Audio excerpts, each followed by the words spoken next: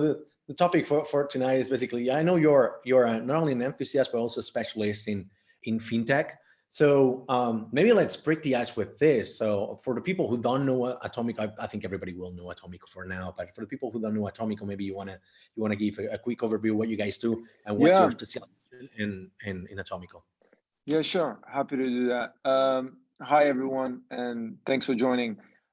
So in a few words, I'd say Atomico was started like 13 years ago, as you were saying, Alex, by Nicholas, who was co-founder and CEO of Skype.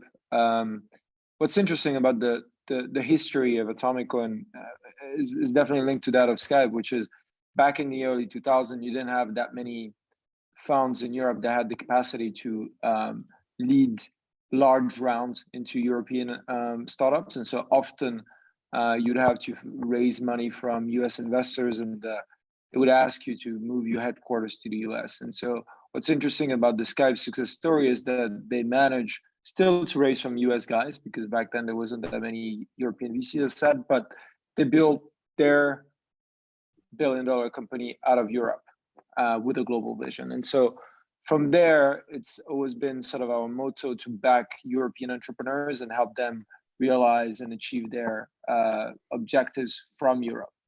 And so as such, we are now with our fifth fund, which is an $820 million fund, one of Europe's largest fund, actually, and with which we invest from Series A. Ticket size at Series A will be around $5 to $10 million. We invest till Series C, and so there we're talking about bigger check sizes around 20 to 30 and plus. And so 80% of what we do is in Europe, and 20%, around 20% is in the US. So Europe is A, B, C, and in the US is more B and C. So typically in the US, we'll go slightly later in the stage of startups, just because we're not as physically present.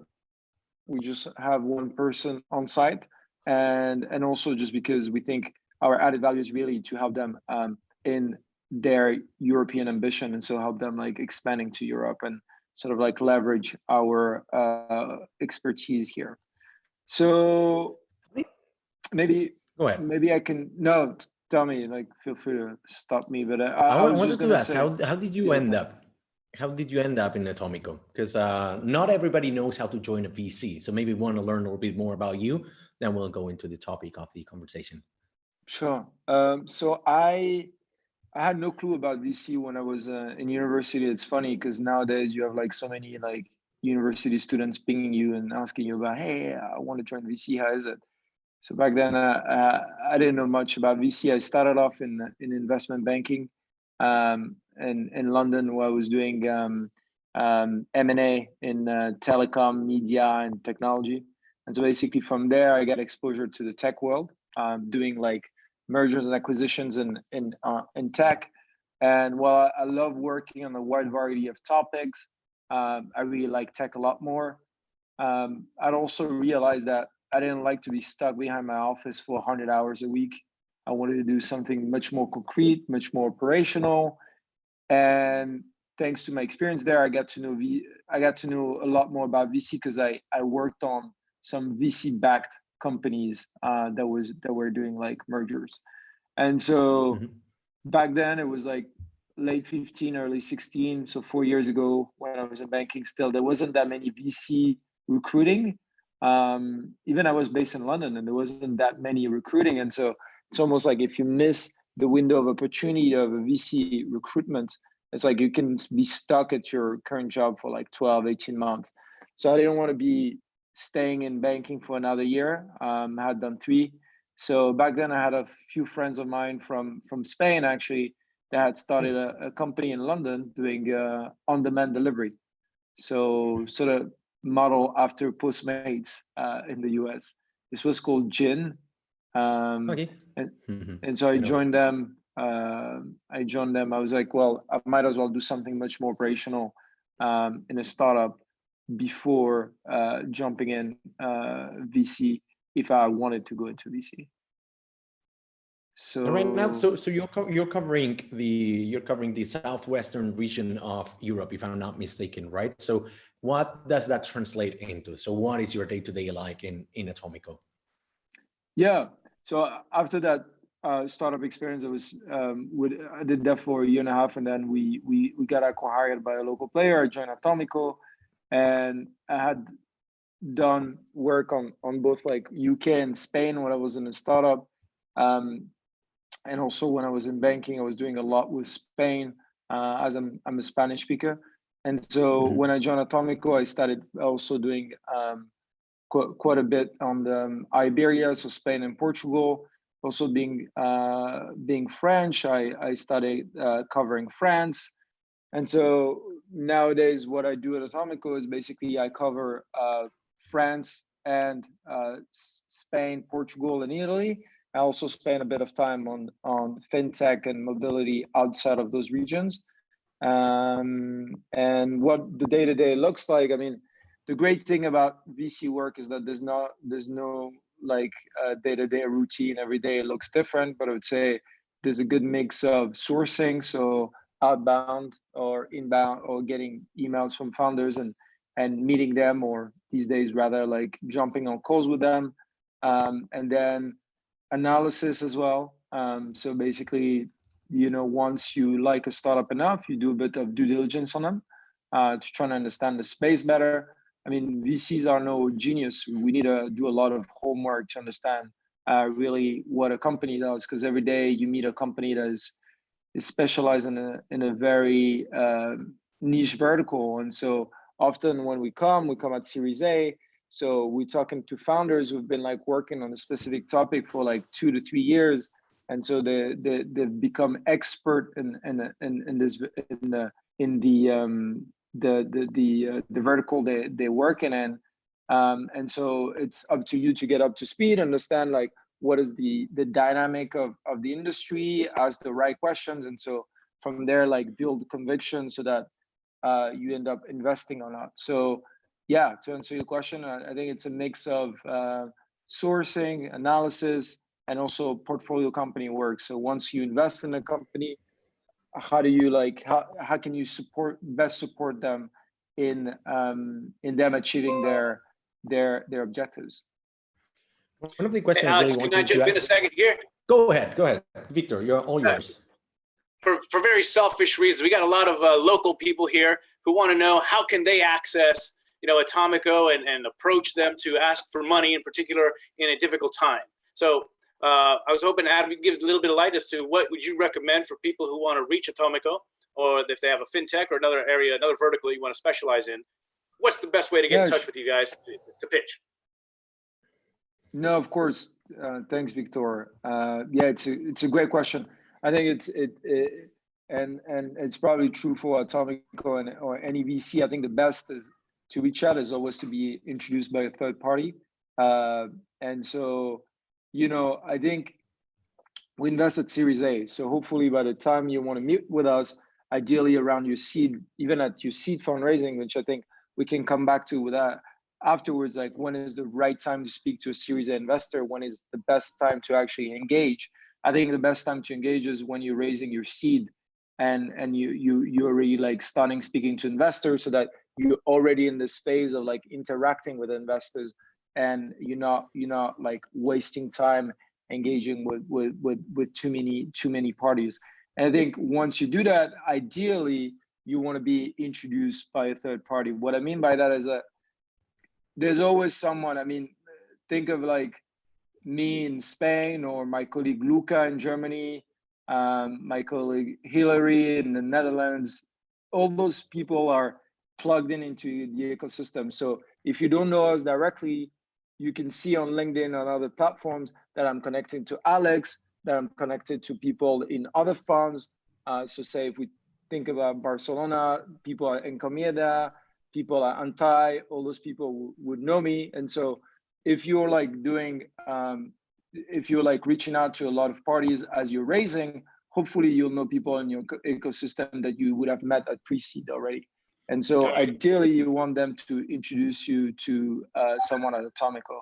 If it's not possible, I think there's always LinkedIn or cold email, where the conversion rate is not as high, just not because people don't want to read emails that are not coming from a reliable source. It's just that because you get so many emails. I mean, everybody nowadays gets so many emails. I mean, not just VCs. Okay.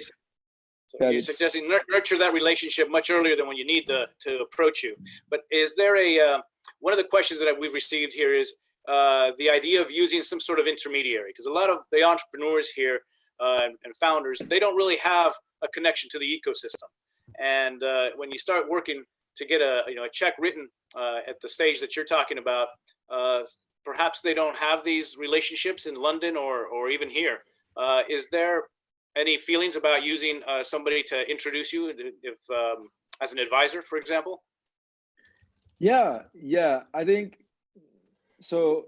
I'll answer about the advisor question, but I think as you're raising, as we said, because we come at Series A, before us, there's other guys. So when you raise your pre-seed or your seed, often the funds being specialized in that have like a specific email address that they would check all their actual inbounds.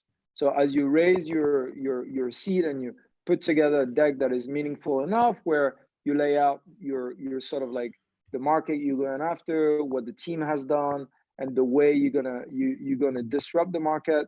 Not everything will be perfect. It's the beginning, but while you do this, then hopefully you get one of those like early stage funds to contact you and engage with you. And so as you do that, hopefully early on, well, you start like building relationship with funds either in your ecosystem or outside of your ecosystem that would know us. That's number one. So of course it's not like a friend of friend thing. It's the idea is for anyone everywhere in Europe to be able to reach out to us. So it shouldn't be just a nepotic system where you only have like friends of friends being able to raise funds. Of course not. So as you hopefully do that, then you can have those guys introduce you. And if you can't, then again, you can just reach out directly. And as I was saying, like lay out in a couple of pages, very simply what is a team background. So what is sort of like, how can we assess, are you going to be able to like action what you say? Is probably by looking at what you've done historically, and then the market you got after and how you're going to go after this market. And then on the advisor point, different market are more intermediary, have more intermediary than others. So say I'm French. In France, historically, there've been a lot of like merchant banks doing intermediary on the market, and it works, and at least it has worked historically. But I think as the market is getting bigger and bigger, and entrepreneurs understand better the way the fundraising process works, there's slightly less, or at least there's a concentration of the market. There used to be a lot more actors in intermediary. I think there's still a few good ones, but it's much less of the longer tail than they used to be. How about the timing? Because usually you reach out to funds, I don't know, between like a year, 6 months before the round, so to speak. Would you advise companies to contact you well before that, just because we're in this circumstance right now? And in that case, how would you go about it? Like, is this something that you want to know upfront from the founders? Like, hey, I'm contacting you way earlier because I'm in this circumstance and I need to prolong my fundraising or whatever. I know it's maybe too early for you, but I want to start having conversations. What's the messaging that they should be giving you? Yeah, I think that's spot on. A really good question, because I think some of the mistakes the founders often make is to start a process either too late and think it's going to take just a couple of weeks, and then start outbounding at this moment and say, okay, well, I'm going to reach out to this fund, and I want to be done in 6 to 8 weeks. And also not identifying the right VCs or the interesting VCs early on. And so instead, doing your homework while you're actually interacting with those VCs. So I'd say it's much better for you to go prepare and know exactly what you're looking for your next round. So this is why I was answering to Victor and say, if you're looking for a Series A fund, you can already do a short list of like 5-6 Series A funds that you'd like to work with, and while you raise your seed round, already reach out to them. And so I think the objective don't need, and I think here it's the objective is not to like, think about the most important, sorry, is not to be afraid, not to tell yourself it's too early, we're not in shape yet. I think your product will evolve from C to Series A, it will evolve from A to B.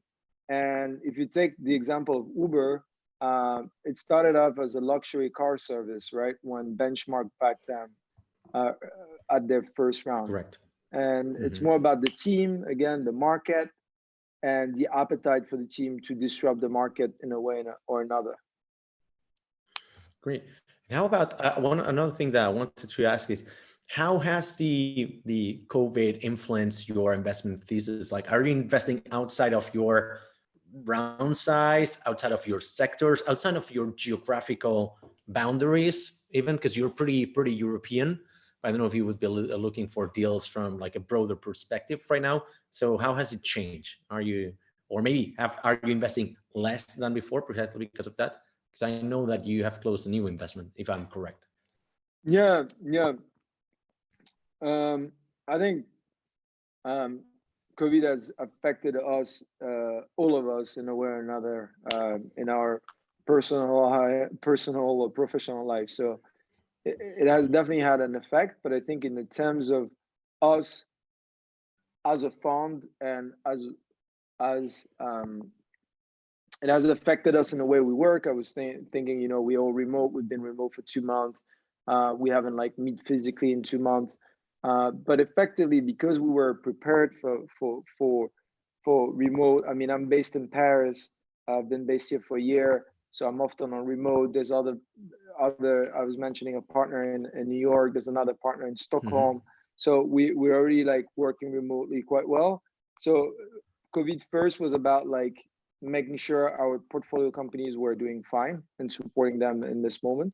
And then, keeping the business as usual, because our business is, as you were asking me early on, Àlex, is about, sourcing, doing analysis on the company we like, and taking care of our companies. And so the two elements of sourcing and analysis are still there. And as a testimony to that, we closed the deal just last month in the middle of April, and we had a term sheet given to that company in the middle of March, where Europe was going into full lockdown. So we're definitely still out there, open for business, and trying to find some exciting companies. And speaking of COVID, because VCs are usually well known for that sentence that is, "Let me know how can I be helpful." Right? There's even like a whole meme on Twitter and some Twitter handles making fun of this. But how have you been helpful to your portfolio companies? What have you been hands-on? Yeah, no, it's a very good question. I think one of the key differentiating factor for Atomico is that we're fortunate enough to have a whole operating team of operating partners that are ex operators in large tech companies they were there when those companies were in the middle of the scaling phase. And as such, we have 2 talent partners helping our companies on recruitment. We have 2 amazing people in the team looking after comms and PR when our companies are for everything related to media, related to the way they communicate about their brand, the way they communicate about to their customers, but also to the world out there. We have someone on branding, we have someone on sales, and each of them have been around for a while and have fully dedicated to Atomico and to Atomico portfolio companies. And so typically when you think about a time like COVID, what are the key questions? Like how should I think about my team cost saving wise? Should I keep on recruiting? What is the best way to recruit? Maybe benefit from the fact that some talents are looking to go elsewhere. And so for that, having those key talent partners, for instance, is a real blessing for our CEOs and head of talent. So I mean, that's an example, but I can come up with many more examples when it comes to other teams like comms and PR or branding, etc. No, that's really good assist, because one of the questions that we've gotten right now from the audience, and I think it's really good, because I'm really thankful. I think most people are thankful for the reports that you put out every year, right? So Atomico is well known, obviously, for the investments or the reputation, but also for the reports, right? And the report on the state of European tech was a particularly good one, but it highlighted one underlying problem in the tech scene, which is the lack of diversity, right? So how are you helping your companies try to bridge that gap, reduce that gap, if you're doing anything in that regard? Yeah, no, we're pretty engaged on diversity and inclusion, and the way we do this is first when we sign a new partnership. So when we invest in a new company, we're trying to align interests with the founder and the founding team, and set some objectives in terms of what we call D&I, diversity and inclusion. So from the beginning, sort of like making sure we aligned from there, and then once that's done, trying to achieve what we discussed before that. And so, yeah, I think there's a lot to be done on that front, and we try to be as engaged as possible by setting those objectives and tracking against those objectives. And one other thing that I think it looks like we're changing from topic to topic, but I know you've got a hard deadline at 10 to 7, so I'll try to keep it as much direct as possible. We've got a lot of questions from our audience, and one of them is particularly good in the sense that, you know, we've got a lot of questions related to what are you guys looking at when you're when you're assessing companies looking for a Series A, right? Of course, the obvious answer that we get most of the time from VCs is like, every startup is different, every sector is different. Well, but there's one thing that is in common: red flags. So what's the red flags that you usually identify and make you turn down an investment opportunity?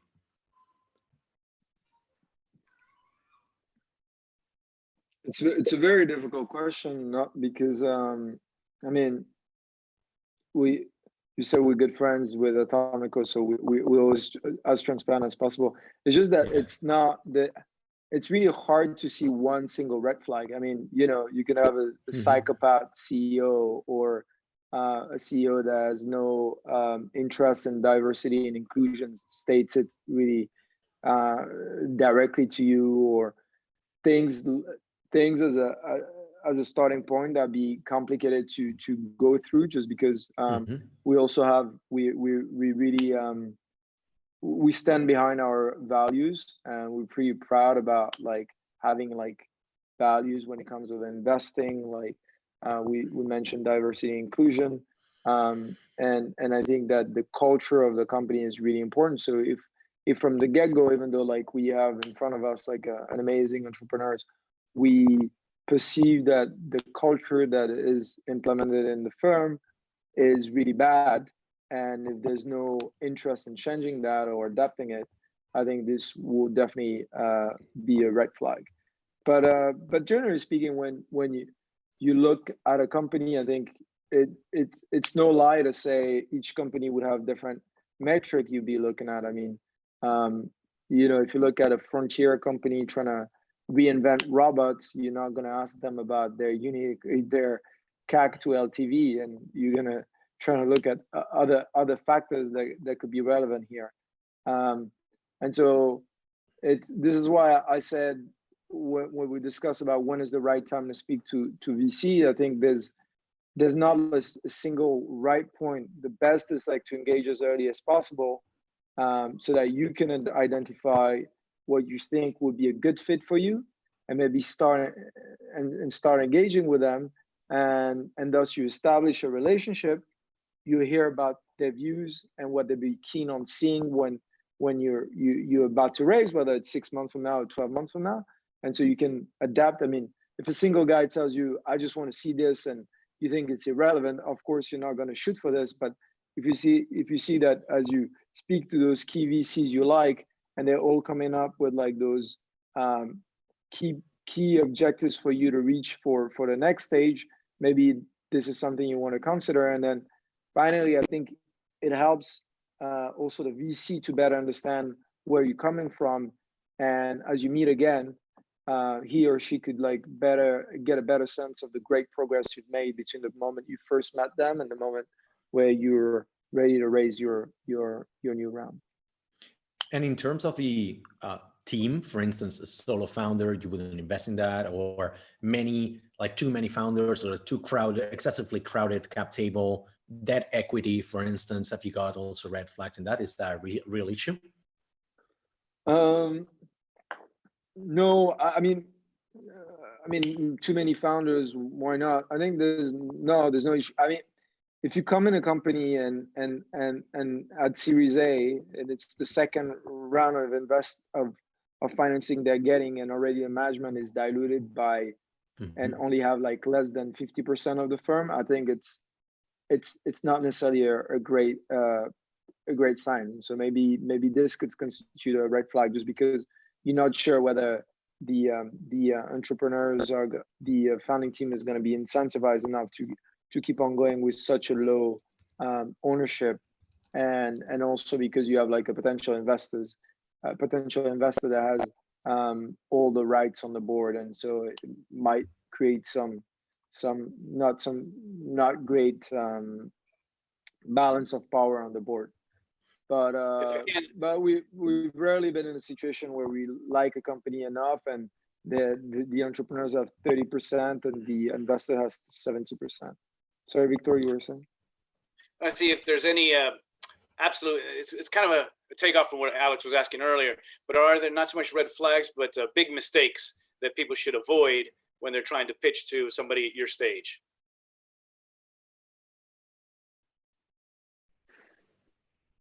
And they've already kind of gone already, as you said, they've already been through the financing, so they have coaching both in terms of VC and a relationship has been nurtured with you. But are there anything that would really filter out certain people based on how they present, or any other, perhaps a sector specific for Atomico? Or if their deck looks like shit, because I receive like terrible decks all the time. So I don't know, maybe like the design can even be, if you're not good to pull together a deck, maybe you shouldn't be raising money. I don't know. Maybe I'm just being very itchy with this, but. Yeah, I mean, I feel you, Alex. I mean, I was doing PowerPoints for 3 years in investment banking. So I like when it's the decks that also look nice, but that said, we can't judge the book just by the cover. So even if it's if you have a shit deck, we'll still look at it. And maybe it's a poorly designed deck just because you have zero time and you're working hard on your product. But at least if you can convey the message is the most important. At least if we can follow the flow of where you're going, and what you're trying to achieve, I think will that would be fine with us. But yeah, I mean, yeah, no real. I mean, you were asking for red flag, right, Victor? Mm-hmm. Red flags are just mistakes people should avoid. I mean, you should be as transparent as possible, I think. A mistake you could make is claiming you've already like closed deals that you haven't closed yet, because I mean all those things will be unpacked at some point in the due diligence. So what you want to be is as being as transparent as possible. And I mean this, once you get a VC on board, it's at least sometimes it's for a decade. So as much as you want to be transparent with them, we need to be transparent with you. And so it's really important that the relationship starts in a very transparent way. And the last thing you want to do is find out that there was some key elements that were stated early on that weren't accurate. Okay. I've got a question for you too, actually, Victor, if you allow me, because Victor is also an investor. And so I wanted to ask you between the different, about the difference between the sizes of rounds in Europe and in the US, right? So, being based or being mostly a European VC, but I know I seem to remember that Nicholas is living in the US, right? So do you believe there is an arbitrage opportunity here or in other regions for venture capital? That question comes straight from Scotland, by the way. So Nicholas lives in London, and he's in the office with us in London. Yeah, we only have one partner in the US. His name is Carter Adamson, and he's based in New York. So your question, Alex, is how do you calculate the difference of the size, like the difference of the sizes of the rounds between, because you said like in Europe we do AVC, but in the US it's slightly different. So how do you calculate that? How you go about it? Everything is bigger in America, so so it applies also to rounds and valuation. So yeah, when we come in Series B in the US or Series C, I would say, roughly, I don't have the data in front of me, but maybe rounds tend to be 10 to 30% bigger than those that you see in Europe. But 80% of what we do is Europe. So we're really a European investor, and only 20% of our capital is deployed in the US, where, by the way, we're those 20% is still a high number given we have a very big fund. So we really look at the US as one of our key geos. But within, I mean, the majority of our capital is deployed in Europe. Victor, I interrupted you, so go ahead. No, it's actually, I was going to talk about deal sizes. So what is determined Series A here is not necessarily what Series A in London or the US. But I wanted to talk a little bit more about fintech. There's been this general perception that despite the current tough markets that we're in, fintech is doing very well. And I was hoping to see if you could focus a little bit more on the types of sectors that you're looking at, or if you have a preference here in Southern Europe.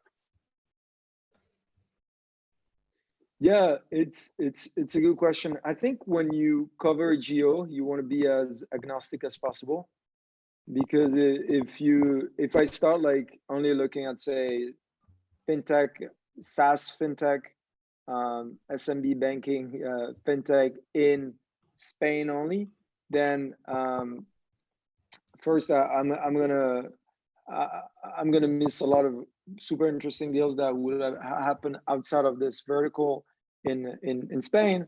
And second of all, I might miss a very interesting play outside of Spain that is doing exactly the same thing. So the way we approach this, and this can only work if you have like great collaboration across teams in your organization, is we either do like some deep dive. So if you think about, say, SMB banking, so you'd be looking at SMB banking across the whole Europe, and if I'm not doing it and a colleague of mine is doing it, then I'll be like, yeah, well, in my geo in Spain and Portugal and Italy, France, these are like the 5-10 startups that I've identified in this vertical that you should also engage with, and I can give you a download about what I think about these guys. And so this way, you can actually have a much broader view, because effectively what you're doing is you're being a European investor. So you can't just go with the best SMB banking startup in France. You want to go for the best in Europe. And as such, you need to have great collaboration, number one, and you want to be having a great reach, so that we're not missing like one amazing Estonian some amazing Estonian entrepreneurs building a very disruptive CRM, for instance, like Pipedrive. So that's what happened, for instance, when we looked at Lime. So I was involved in a Lime deal. When we first look at the sector, we did a deep dive on the e-moped, so what we call scooters in Spain or France. Mm-hmm. First looking at those scooters and the on-demand space for that. And then from there, like looking at the unit economics, the way it works, we got to the actual like small scooters, what we call patinete in Spain and patinette in France. And then from there, look at all the players that we could reach out to, and then make a call on a specific player. How about, thank you, Victor, for asking that, because I wanted to go a little bit into sectors now that we've got 5 minutes left. But one that really, we're getting this question a lot is views on the current crypto landscape, right? So Andreessen A16Z has got this new 515 million fund for crypto investments. So are they seeing something that other VCs are missing, or what's your position in that? Yeah, I'm gonna be super transparent. I'm not a big crypto guy. I've invested very little in crypto, and while I get the sense and what they're trying to solve, I'm not deep enough involved in this topic to address it. But I'm sure, Andreessen has a biotech fund. They have a crypto fund, so I'm sure crypto will reap some good ROI for them at some point. You just need to understand what you're dealing with, and I'm sure they have some guys working full time just on crypto.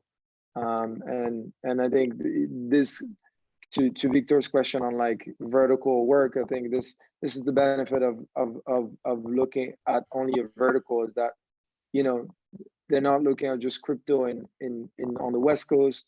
They're looking at crypto in the entire world, and so this way you can have a 360 view and I think be more relevant in your interactions with new entrepreneurs. And how about travel? Because a lot of VCs are not investing in travel. So are you still like looking for business in that sector, or so thinking in the long run, or you're still in shock and you've frozen all your opportunities in the travel sector? Yeah, I mean, we have a couple of companies involved on traveling, whether it is a 1-2 trip in Russia or Omio in Germany, and so we're behind them, and they both have some great plans for post lockdown. I mean, I think it's more of a macro question, right? When you see when you look at the outlook for the coming years when it comes to travel, I think there'll be different types of travel. So, if you're looking at intra-city or intercity travel, like an Omio, you can think about, okay, people taking trains, people will use different like methods to travel, and so this wouldn't go away, at least not in the medium term. Maybe for the next 3 months, 6 months, this will be massively reduced. But I mean, the great companies get built and remain for decades. So no, we're long-term investors. We don't mind if our company is not doing growing 200% year on year across a decade. But once that this I was going to say this hurricane, but rather this pause in the market has gone, I think people are going to keep on traveling. I don't see this going away. Post 9/11, it took 2 years for the level of flights to come back to where they were prior to this event. It's probably not going to be too dissimilar this time around. So it's just about being ready for when the market picks up again, to be even more ready to make it happen.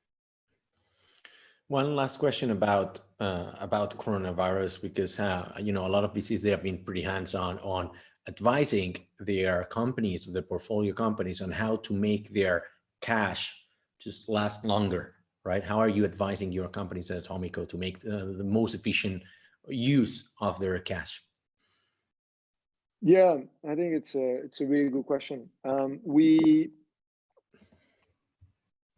mean, I'm not going to invent anything by telling you that you want to ideally you want to have 24 months of runway in front of you. I think if you Google COVID-19 runway, you'll probably get like 20 VCs that have come up with their own like Medium post with very different marginal difference between each of them. So yeah, I think 24 months of runway is great.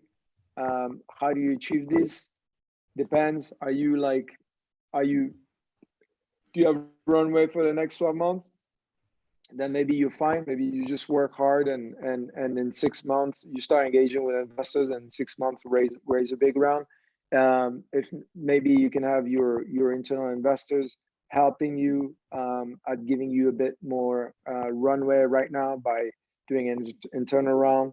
Maybe you start cutting costs on areas where you feel like less resources will be needed for the foreseeable future. I think there's different ways of approaching the coming month. It's about, you know, when we say plan for the worst and hope for the best. So you want to plan for the worst and be prepared in case this recession lasts for longer than what we thought. I mean, entrepreneurs tend to be positive, and that's why it's a pleasure to work with them. And more than positive, overly optimistic, some of them might be, but I think it's our role as investors and partners to tell them that, you know, we don't, all the indicators are blurry about what are the next 6 months going to be like. So you want to be as cautious as possible.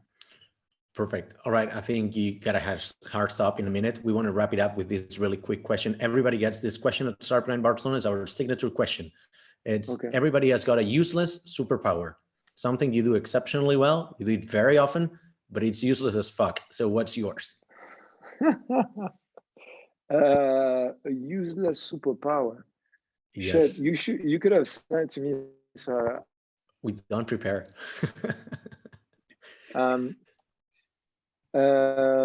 What is my useless superpower?